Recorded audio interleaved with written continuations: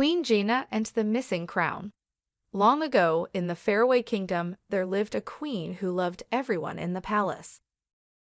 A vain witch saw her in a magic mirror and got furious about her being loved by children in the palace.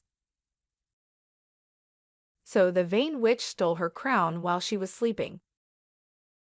In the morning, as soon as she woke up, she found out that her crown was stolen. She began to worry. She cried for the thought that people in the palace will no longer honor and love her as their queen, so she couldn't stop crying. When the children in the palace saw her crying, they began to cry too. A fairy godmother who was on her way to visit the palace saw the vain witch and the missing crown. She cast a spell so she may get the crown back.